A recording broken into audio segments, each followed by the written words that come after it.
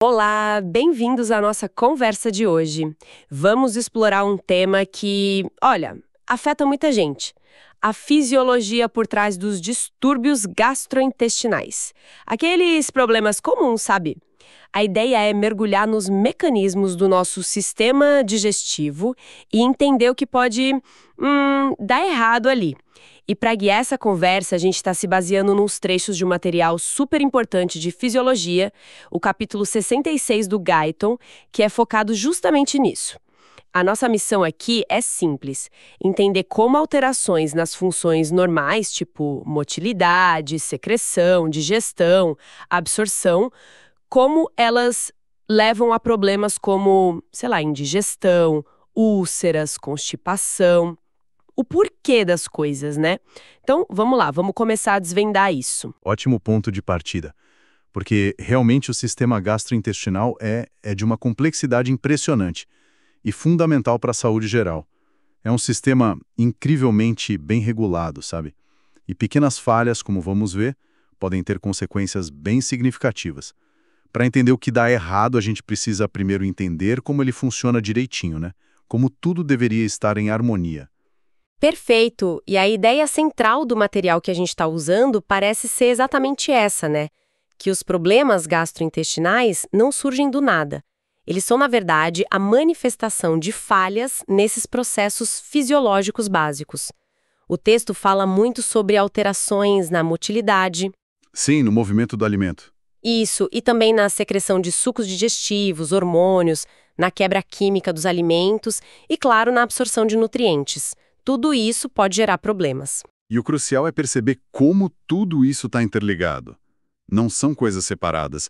Pega, por exemplo, a motilidade lenta lá no intestino grosso. O bolo fecal anda devagar, certo? Certo. Isso dá mais tempo para a parede do intestino reabsorver água. E o resultado prático? Fezes mais secas e mais duras. A constipação. Exatamente. Uma coisa leva a outra. Uma alteração na motilidade afeta a absorção de água e a eliminação. Essa visão integrada, que o capítulo já traz logo no início, é fundamental. Ah, isso ajuda muito a entender a abordagem. Então, começando pelo começo mesmo, lá em cima.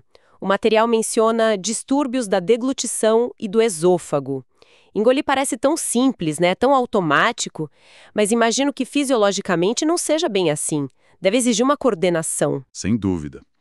A deglutição é um reflexo bem sofisticado. Tem várias fases e todas precisam ser orquestradas ali pelo sistema nervoso central. Problemas podem acontecer em qualquer etapa. Condições neurológicas, por exemplo, tipo sequela de AVC ou doenças neurodegenerativas, elas podem atrapalhar essa coordenação e causar disfagia. Disfagia, a dificuldade para engolir. Isso. Ou então obstruções físicas mesmo, né? Tumores, áreas mais estreitas no esôfago, barreiras óbvias. E tem uma condição específica que o capítulo deve abordar pela temática, que é a acalásia. Acalásia. O que é isso? É quando aquele músculo, o esfíncter esofágico inferior, que fica na passagem para o estômago, ele não relaxa como deveria quando a gente engole. Aí o alimento meio que fica preso, tem dificuldade para passar, isso pode dar dor, regurgitação, aquela sensação de peso no peito, sabe? Entendi a mecânica, faz sentido. Bom, descendo um pouco mais, a gente chega no estômago. E aí a coisa esquenta. Literalmente, né? O material fala de gastrite, que é a inflamação da mucosa, e da úlcera péptica. Tem até um desenho mostrando o estômago onde as úlceras podem aparecer. Como a fisiologia explica isso? Olha, o estômago vive num equilíbrio impressionante. É quase uma batalha ali dentro. De um lado, você tem fatores bem agressivos, tipo o ácido clorídrico, a pepsina. Eles são essenciais para começar a digestão, principalmente das proteínas. Mas do outro lado, tem mecanismos de defesa muito bons da mucosa gástrica. Tipo o quê? Uma camada grossa de muco, que é uma barreira física. Tem a secreção de bicarbonato, que neutraliza o ácido ali pertinho da célula. Um fluxo de sangue bom, que ajuda a limpar qualquer ácido que passe, e uma capacidade incrível de se regenerar. A gastrite, ou a úlcera, que é mais grave, acontece quando essa balança desequilibra, quando a agressão vence a defesa. E quem são os vilões que costumam desequilibrar essa balança, segundo as fontes? As fontes, e isso reflete bem o que a gente sabe hoje, apontam dois culpados principais. O primeiro é uma bactéria, a Helicobacter pylori. Ah, a famosa H. pylori. Essa mesma. Ela é danada, consegue sobreviver naquele ambiente superácido do estômago, e fazendo isso ela causa uma inflamação crônica ali na mucosa. Essa inflamação vai enfraquecendo as barreiras de proteção, e aí a parede do estômago fica mais vulnerável para o próprio ácido. Entendi. E o segundo fator? O segundo fator de peso é o uso de anti-inflamatórios não esteroides, os ANs. Tipo ibuprofeno, aspirina. Isso, ibuprofeno, aspirina, diclofenaco, esses comuns. O mecanismo deles é interessante. Eles mexem com a produção de uma substância chamadas prostaglandinas. Prostaglandinas. O que elas fazem ali para proteger o estômago? Elas são tipo as guardiãs da mucosa gástrica. Elas estimulam a produção daquele muco protetor e do bicarbonato e ajudam a manter um bom fluxo de sangue para a parede do estômago, o que é vital para a saúde e para o reparo dela. O problema dos ANs é que eles inibem a produção dessas prostaglandinas boas. Ah, E aí, ao fazer isso, eles diminuem as defesas naturais do estômago. Por isso que mesmo esses anti-inflamatórios comuns, que a gente compra fácil, podem, se usados por muito tempo ou em dose alta, causar problemas sérios, inclusive úlceras. E é bom notar, como o esquema deve mostrar, que a úlcera péptica pode ser no estômago, a gástrica ou até mais comum no duodeno, que é o comecinho do intestino delgado. no duodeno também. Sim, porque ele também recebe aquele ácido que vem do estômago, né? Fica exposto. Puxa vida. Então a chave da úlcera é uma falha nas defesas, né? Não é só excesso de ácido. E as causas são bem definidas, a bactéria ou os remédios. E entender isso muda a perspectiva. Precisamente. O ácido é quem machuca no final. Mas o problema muitas vezes começa na proteção que falhou. Ok, então o estômago digere e se protege. Mas a absorção mesmo, pegar os nutrientes, isso acontece mais pra frente, né? No intestino delgado, como as fontes falam dos problemas ali. Especialmente essa ideia de má absorção. Correto. O intestino delgado é o palco principal da absorção. A grande maioria dos nutrientes, carboidratos, gorduras, proteínas, vitaminas, minerais, é quebrada e absorvida ali para ir para o sangue.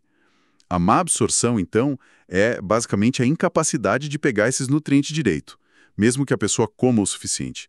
Isso pode acontecer por várias razões fisiológicas. Uma causa importante, que a gente pode inferir da discussão geral, é a insuficiência pancreática. Falha no pâncreas. Isso, o pâncreas é fundamental.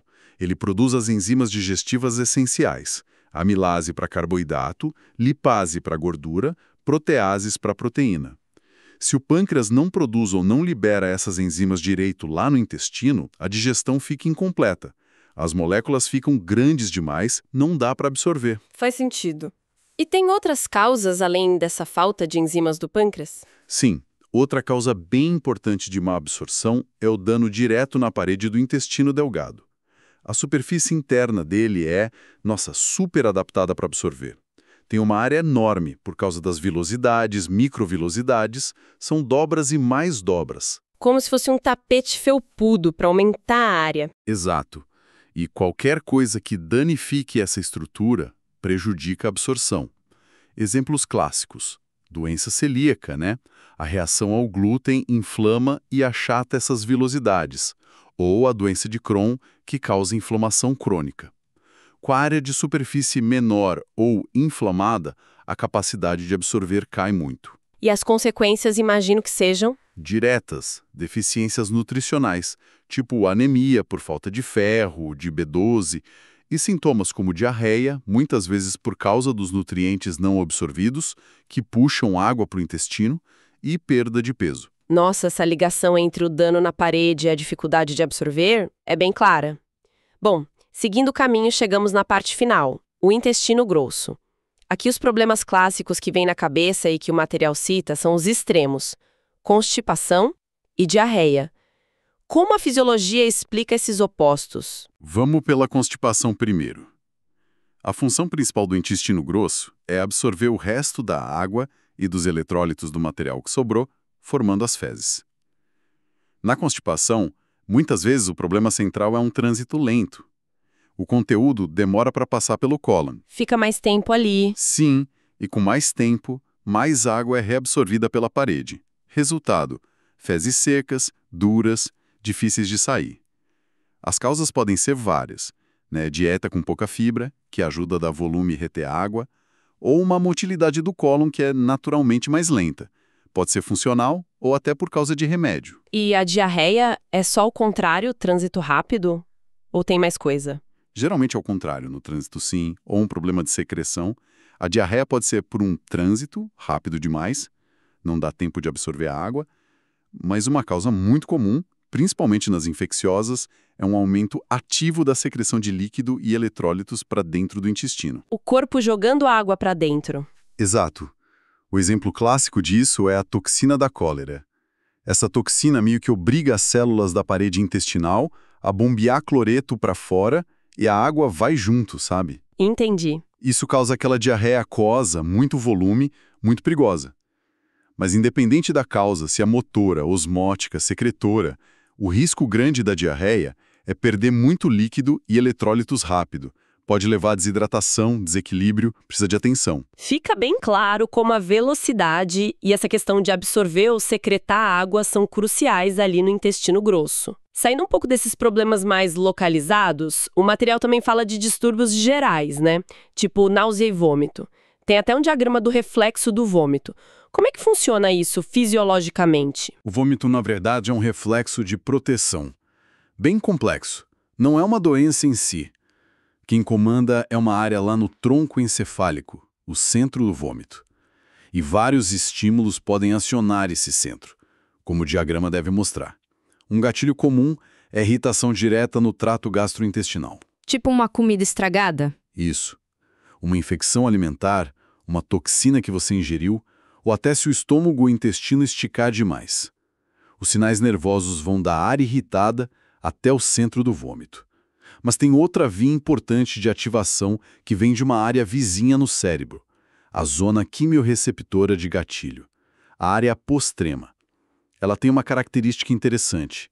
Fica fora da barreira hematoencefálica. Ah, a barreira que protege o cérebro do que está no sangue. Essa mesma. Como ela está fora, ela consegue sentir o que está circulando no sangue, detectar toxinas, venenos, certos remédios.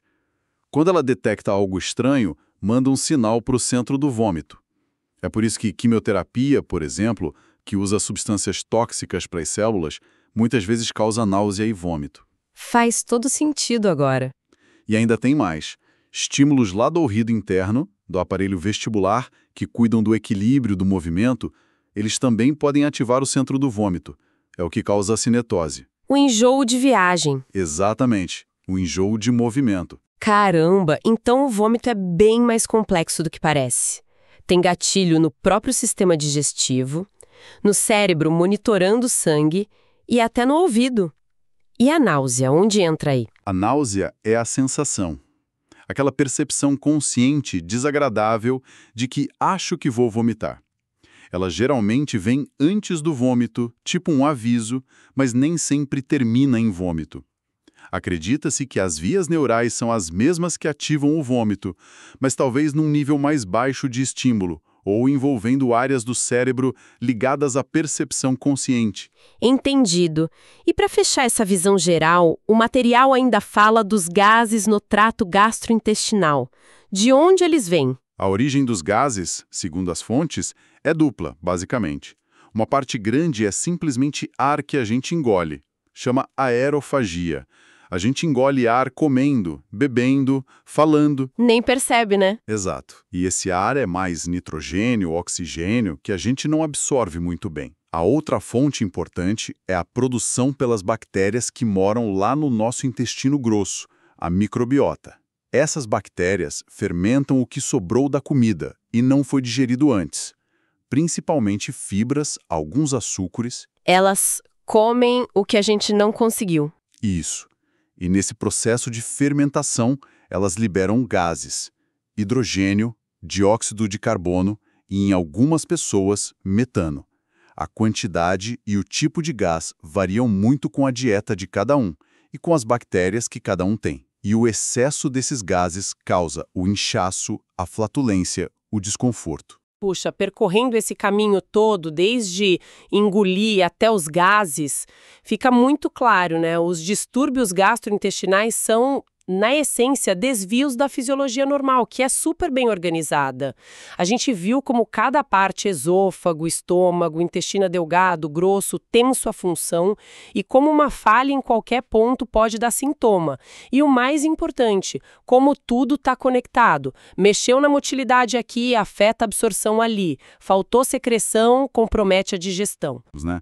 Controle neural fino, sinalização hormonal, a integridade das barreiras das células, as enzimas específicas, as contrações coordenadas, tudo trabalhando junto para a gente digerir e absorver na maioria das vezes sem nem pensar nisso. Entender essa base fisiológica ajuda a gente a compreender por que coisas que parecem pequenas, uma bactéria, um remédio comum, uma mudança na velocidade do trânsito, podem levar a sintomas tão variados e às vezes tão ruins: dor, queimação, diarreia, constipação, má nutrição.